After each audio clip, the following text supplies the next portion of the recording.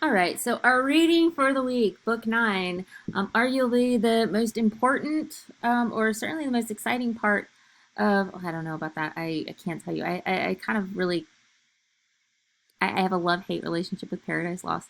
But Book 9 is certainly a key pivotal moment in the text itself, in the larger collection itself, because it is this source of change in the poem. And we get in our first opening lines, lines 5 through 47, that it does indicate, I mean, the speaker indicates Raphael, who is the speaker, he turns it over to a human narrator or human speaker. So we have this change in the poem, and of course, we know that the fall of Adam and Eve is indeed a change in the course of humanity.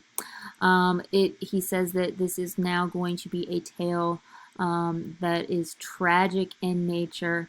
Um, because it focuses on this idea of distrust, disloyalty, and disobedience.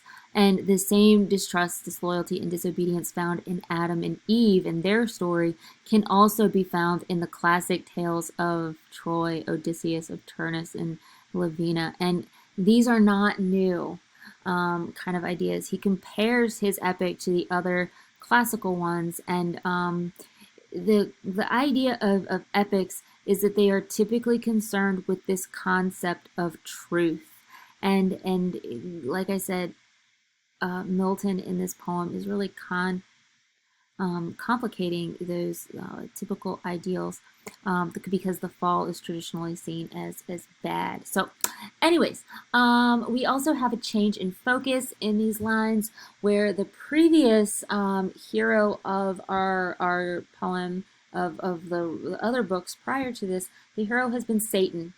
But now it is switching from Satan, this kind of divine, I don't want to say divine in that kind of way, but this non-human figure to a human being in Adam and Eve.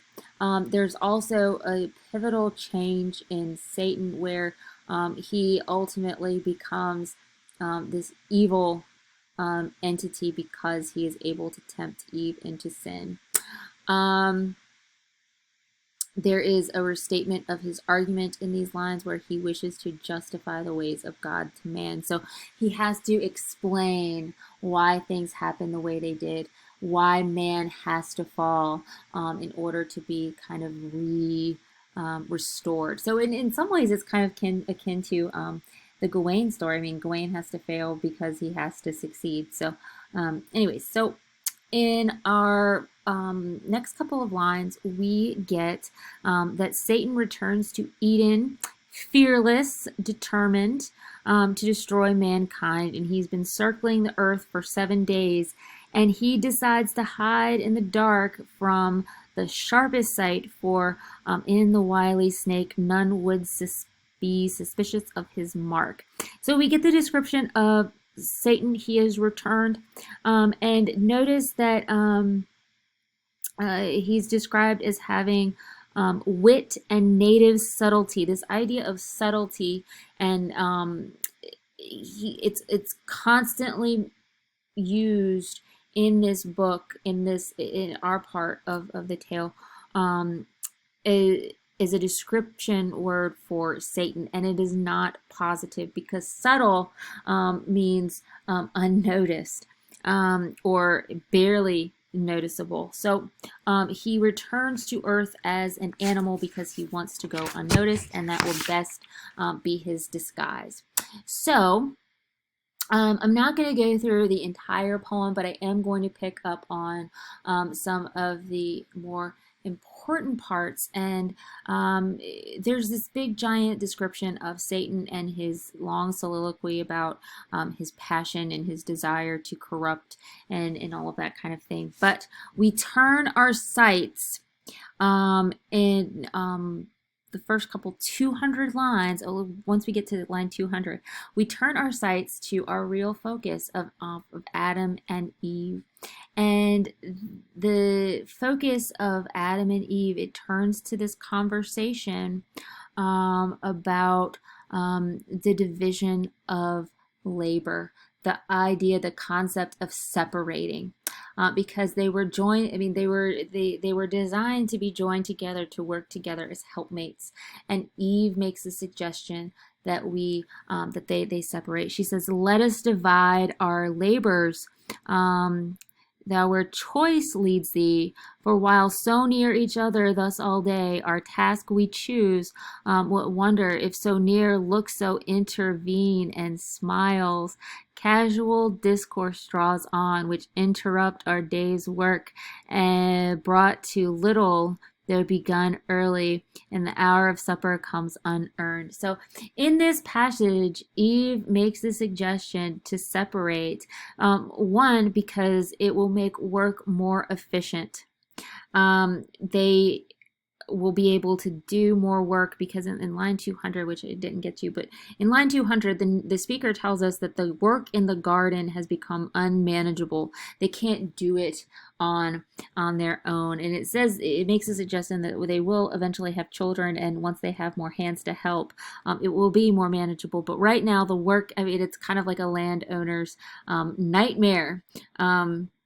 Trying to trim and prune and do work all day. But anyways, she also says that she wants to separate because she's easily distracted by Adam. They talk too much. I mean, you guys know what it's like when you do something and you're more distracted by the person that you with. It would have taken half the time to do it separately than it does to do it together. But Adam says, no, wife, no. I appreciate your housewifery. I appreciate your desire to do more work, but there's no need to separate. There's no need for more work. There's no need for more efficiency. God made us not for irksome toil, but to delight. So, in this opening conversation, there are a couple of things that I want to point out. This is, for all intents and purposes, especially in our text, the first conversation on earth. And it's a conversation verging on argument, but not really in the sense of argument as in I'm yelling at you, but it's a conversation on earth between humans. There are other conversations in this text, but this one involves two individuals.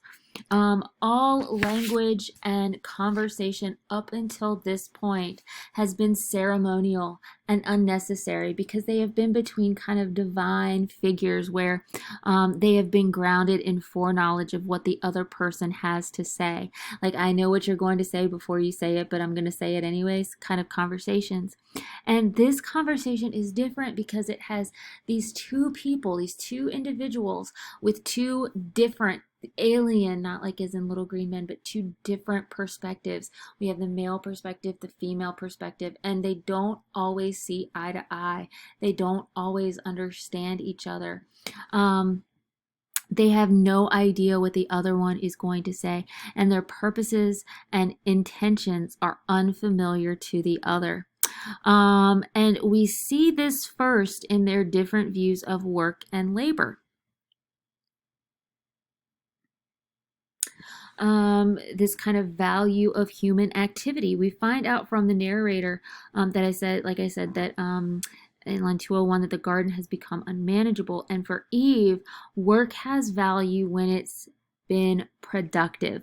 And I think that that's interesting that she's focused on the production aspect because if you think of a female, her job in life is to reproduce.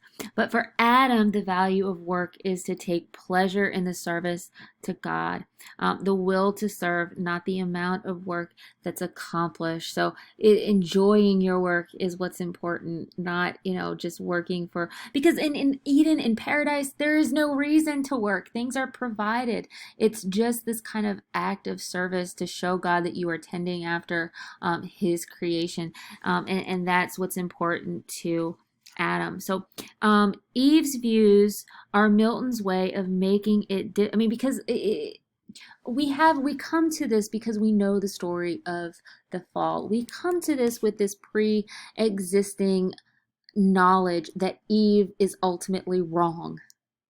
But here in this kind of different view of labor, and there are two different kind of world views, Milton creates in her um, this ability. I mean, Eve's views are Milton's way of making it difficult for us to decide how to really adjudicate this argument.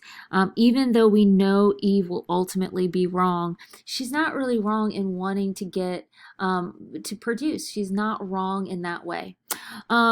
So also in this conversation, we see two worldviews. We see Adam as being this kind of orthodox, traditional kind of guy. I'll do what I'm supposed to do. I'll follow the kind of status quo, and attention to hierarchy. And remember, I said earlier that in Paradise Lost, we have already gotten this established hierarchy in the garden, and it is a very patriarchal one, where Adam is the head and Eve is supposed to follow. And then underneath Eve, of course, is the animals and the plants and all of that. So, anyways, we have Adam being this kind of attentive to hierarchy, and Eve is this rebellious voice that questions, why shouldn't we separate? Why shouldn't we go and go our separate ways? Where Adam is like, well, we were made to be together, kind of thing. So, and like I said, as Milton was a rebel himself, Eve's the voicing or questioning these ideas is not necessarily a bad thing for Milton.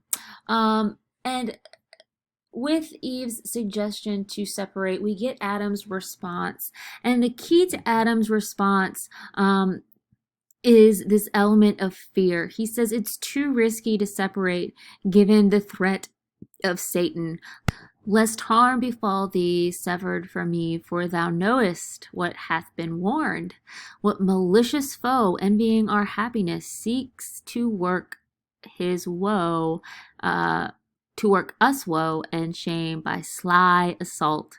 And this is the part of Adam's response that upsets her. She says, how dare you mistrust me? You don't trust me to be on my own. You don't trust me to withstand this kind of assault by Satan. And of course, Adam responds by saying to her, if there's an attack, I mean, he kind of appeases her. He says, if there's an attack, it's certainly going to be on me, because to make me fall or to make him fall would be the biggest dishonor that he could inflict on God. Because remember, remember Adam is the pure and the greater of the two, because he is higher in the hierarchy. And then we get this view of Eve, or his view of Eve, that she is less of a target because she's a woman and weaker. He claims that together, as they were made to be together, they are unvulnerable. For Adam, from the influence of Eve's look, receive access in every virtue in thy sight, more wise, more watchful, stronger. Adam is convinced that they must be targeted alone. So essentially he says to Eve, he says, being beside you inspires me to be better. So I need you in order to withstand this threat. And I think that in some ways it kind of harkens or goes back to those medieval ideas of gallantry and chivalry, where the woman inspires virtue and goodness from the man. So, anyways, then after we have Adam's kind of rationale for why they shouldn't separate, we get, oh, where did I go? Okay. We get for Eve her real kind of argument. She says, we transition from the speak. We get this transition from the speaker to assist with the narrative.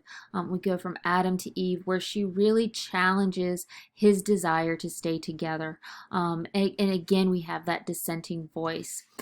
Adam's previous speech of care and matrimonial love, and Eve's replies with these rhetorical questions, undermining and questioning his decision and authority. She says, if this be our condition, thus to dwell in narrow circuits, straitened or confined by a foe, how are we happy, still in fear or harm? She says, if I have to be pinned up in this garden, how is that happiness? How are we free? Right? And she essentially says that if this life is this the life we really want to live, chained to each other, out of fear that something will happen. And she continues by implying faith, love, and virtue unassayed, are meaningful if they cannot be maintained without God. They're to be continually to guide them. They need to be tested. So essentially, she says, my obedience, none of that means anything. My virtue means nothing if I am not given the opportunity to choose obedience for myself. She wants this sense of freedom. She says none of this means anything unless I am challenged, unless I am tested. And for her, it all comes down to this freedom of choice, this freedom to choose. And interesting, I mean, she doesn't want someone to tell her what to do, but she wants to make the right decisions on her own. And I think it's worth mentioning Eve's desire for freedom is also not only this kind of idea of free choice or free will or the ability to make her own decisions. I think there's also this kind of notion of freedom, that she wants her alone time. I mean, we've all been in situations where we just want some time for ourselves. And with Adam stuck up her butt all day, she doesn't really get that autonomy, that you can't miss somebody if they're always around. So we can all relate to those ideas. And I think part of growth, part of human nature is that desire for for autonomy. And ultimately, we know that her desire to be tested, I mean, she makes the wrong decisions. But then again, I think that part of that is Milton's point, is that we have to learn from those decisions for ourselves. So I'm going to stop here and I'm going to pick up with Eve.